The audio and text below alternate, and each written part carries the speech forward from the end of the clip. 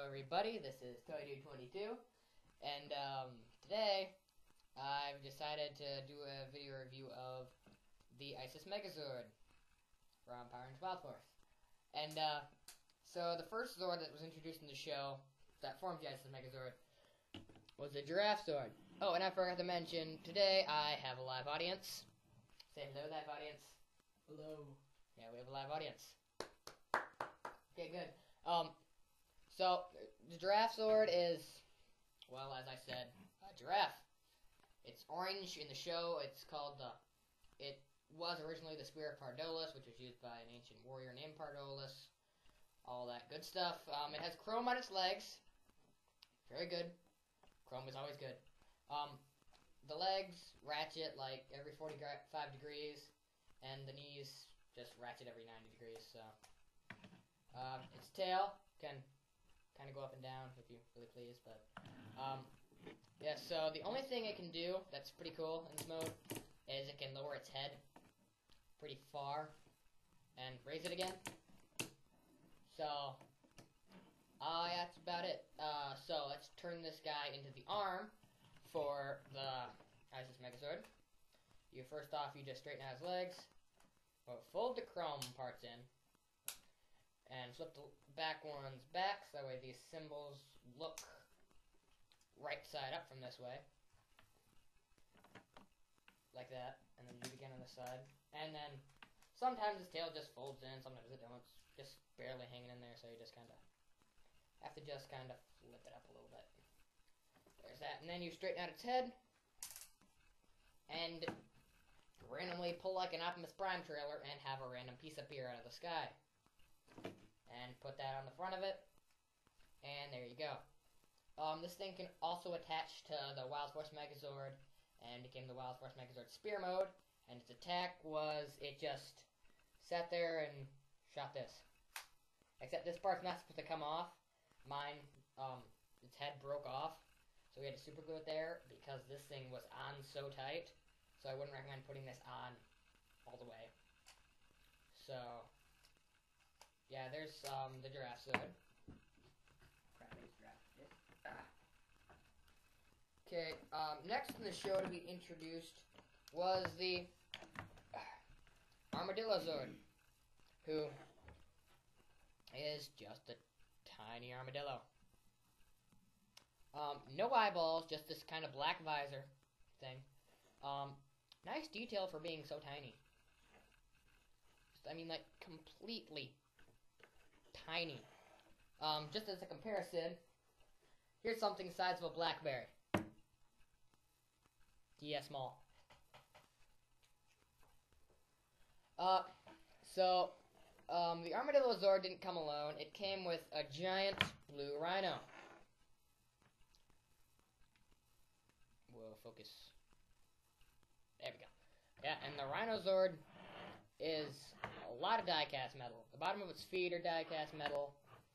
There's die-cast metal up on the top, and everything like that. And the Armadillo can actually fold up into a ball. Just fold its tail in, pull this random hunk of plastic out from underneath it, curl this thing up, and then, whoa, close. And then put this piece into there. And there you have an armadillo ball. So, and the Rhino in the show can, if you push this button, it launches it. Pretty far. So, yeah, it makes like this perfect circle. So, I mean, like, it does not, like have any bumps in it when it rolls. Another thing it can do is it can ride on the back of the Rhino. It uses this in the show because just walking for the armadillo was like way too slow. It's so tiny. So yeah, let's turn this guy into the legs. How to turn the armadillo into part of the leg is you don't do anything.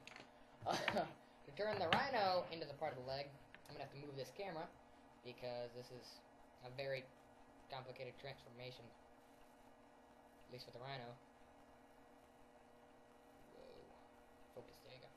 You have to split it in half, and then pull the front down and the back up, and then and you pull the back up again,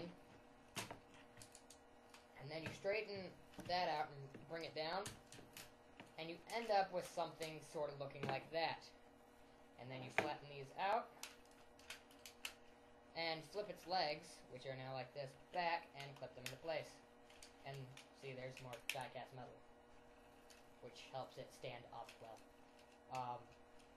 Yeah, and there's also die-cast metal right up there in the hips. Up there in the hips.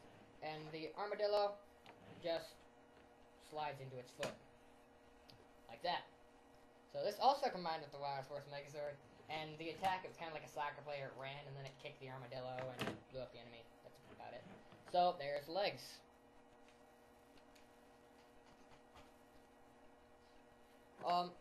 The next introduced with the show, I believe, was the Deer Zord.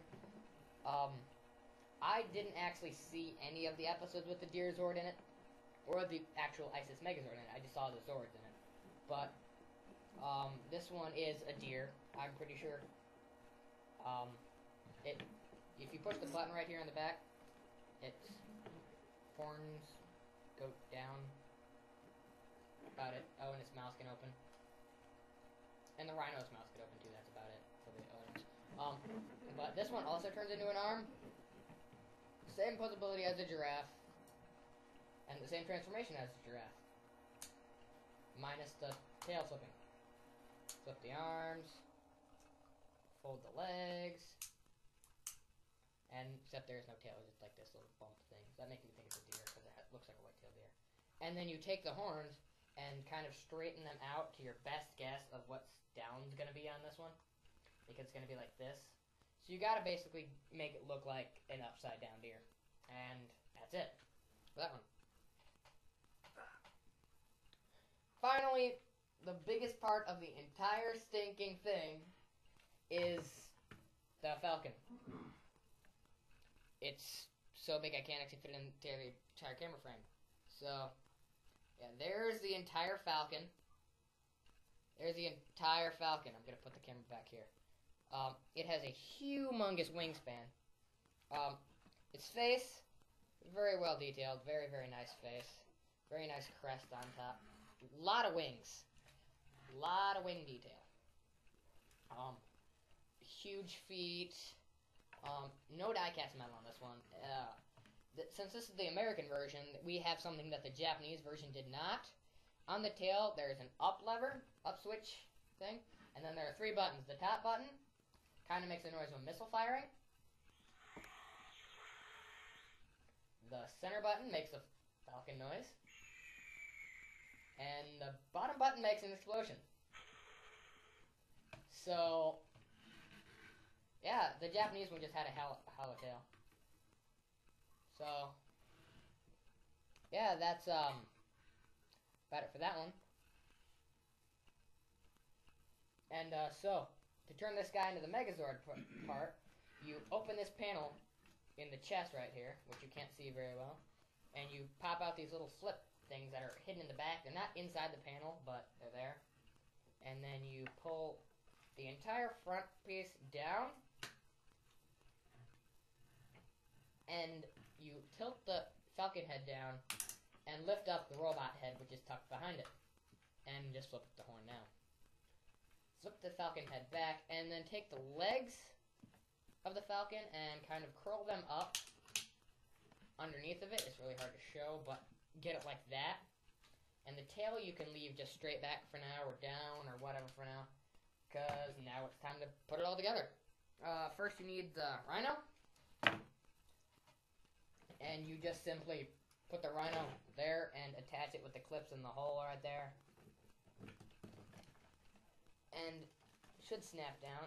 There it is. And this is when you need the tail, because it is very back heavy with those gigantic wings. So you gotta put the tail right there, and it's not even fitting in the frame. It's so huge. There we go.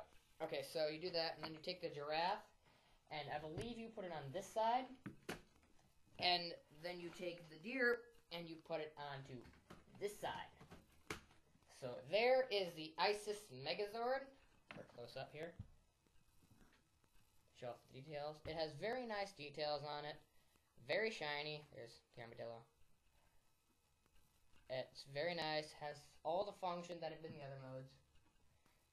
And the falcon's mouth still opens if you want to. Very nice head sculpt, actually. Very nice. It has, like, I believe it has, like, little fangs in its mouth. Very, very nice. Little falcon head on top of that, which doesn't make any sense. I'm pretty sure its attack was when it opened up the top of its wings and these, like, eyeballs were revealed, I guess. And it shot lasers out of the eyeballs or something. I do not know why there are eyeballs on there.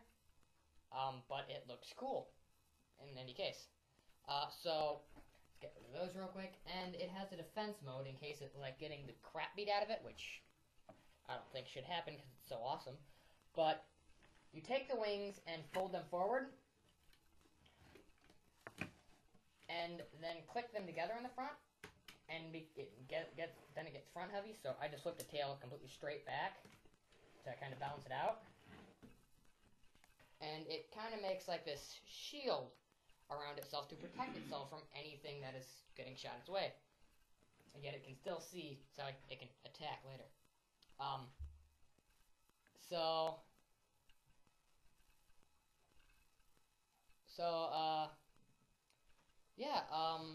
So if you can find this guy, US version, Japanese version, either one, I'd recommend it because it's a really, really nice toy.